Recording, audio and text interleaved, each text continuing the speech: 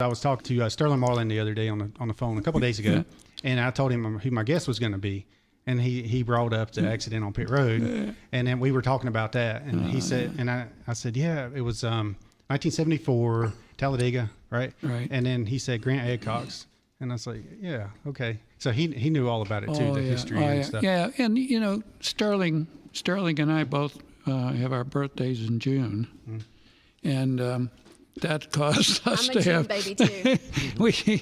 That caused us to have a birthday party every once in a while. Yeah. And you know, he's a character. I mean, God, I love that guy. Yes. He's funny. He is. Yeah, that was he probably remembers that wreck pretty big. Yeah. That was a near miss there. Yeah. So that was okay. So if y'all don't know what the wreck was, it was. You were a catch can man on that. Was it 16 car? We would switch back and forth. Yeah. Back then, Gary Bettenhausen was driving, and we had the Matador, and we'd switch back and forth. And the guy that was usually doing the catch can was a guy, but was our pilot, Bill, and for some reason or another, he just didn't feel like he could do it that day or whatever. I can't remember. Anyway, I wound up doing it, and me and Nick were doing the fuel back and forth, catch can, fuel can. And it had rained, and we were leading the race with the Matador. And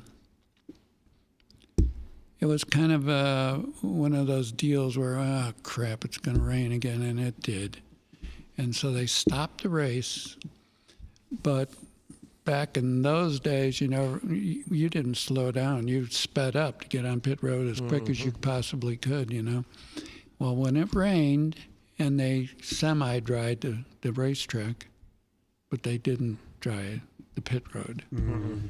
And so when the race was restarted, we went out and it was running under caution. Nobody wanted to take a chance to come in and have to go to the back of the pack back then. So as soon as they restarted the race, we came down pit road and stopped.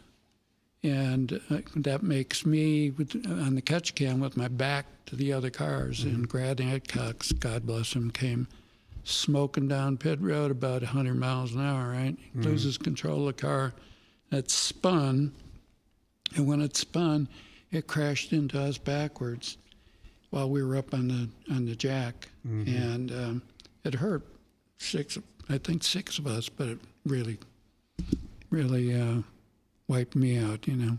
Got my legs up against the wall, and you know, I was between the wall and the two cars when everything came together, you know. So it was a bad deal, and I'll tell you one thing though.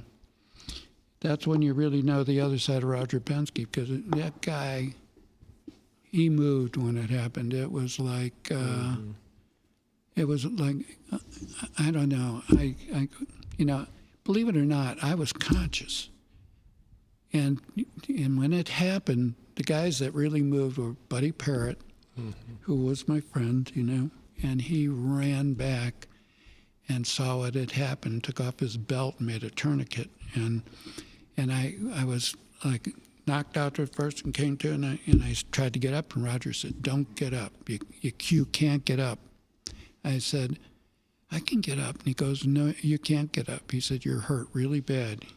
He said, "Do I have to draw you a picture of your leg? It's just hanging on by a thread." I said, "Oh boy."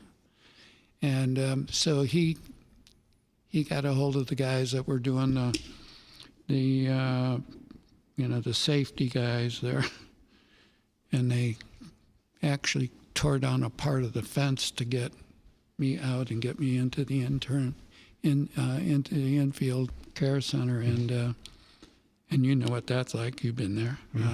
And the bad part about it was, you know, I was still conscious in that. I went in the infield care center, and I heard the nurse and the doctor talking in there, and a bunch of other people were talking, but they were closer to me. And the nurse said, "You know what? this guy ain't going to make it. What do we do? Wow. And Roger heard him. He said, this guy is going to make it. Where's your ambulance? And you should have seen this ambulance, John. You would have died laughing. You would have bought it. No, this thing was, I don't know how old it was, but it was like an old Packard ambulance, okay? And they said, we could take this, or we could take this van, they called it. And I remember they loaded us in there, and it was me and Frog Fagan. Frog Fagan worked with him at Blue Max. Yep. And Frog was hurt too, and put us in there. And Roger said, "I'm going with you. I'm going to ride with you down. So just don't worry about it." And this thing is going down the highway and bouncing and rattling and everything. Are you all right? Are you all right? He kept saying. I said, "I'll tell you what, we're going to get killed in this thing." That just tells you how primitive safety was. Oh yeah. At that time, and for so many years when Indy did it right. I mean, the crash up there, people were on the spot, but it took years and years for us to get in NASCAR, get on board. Yeah, it was rough, I'll tell you, but it was. I got to the hospital in Anniston, Alabama, and they had a crackerjack doctor there by the name of Taylor. I was just so lucky. God was watching out for me. And he came in. He didn't pull any punches either. My wife wasn't there. Kathy Penske, Roger's wife, and she came. And then Roger flew my wife down to the hospital, and he came right in and he told me. He said, "Young man," he said, "we got about a 50-50 chance of pulling this off." I said, "What do you mean?" He said, "Saving your leg." And I said, "Oh, I thought you meant I might not make it." And he goes, "Oh, you're going to make it." He said, "There are people who will tell you that you're not going to make it." He said, "Believe me, you're going to make it." He said, "I haven't lost anybody yet." Oh, well, how about that? And if I assume the tourniquet probably helped that a lot too. Oh yeah, because they were pouring blood in me, but the bad part about it was they didn't even notice it at the time, but when the other car hit me, the tail light split open and it put a big gash in my butt. Oh. And so they were pouring blood in me this way and just running out the back end. I was a mess. You still are a mess. Yeah, I am a mess. I got all these steel pins and everything in me. But you did have somebody watching over you, for sure. Yeah. Oh, yeah. For sure. It was a close one. And to be conscious through it all and know exactly what was going on. And they said, they told me, they said that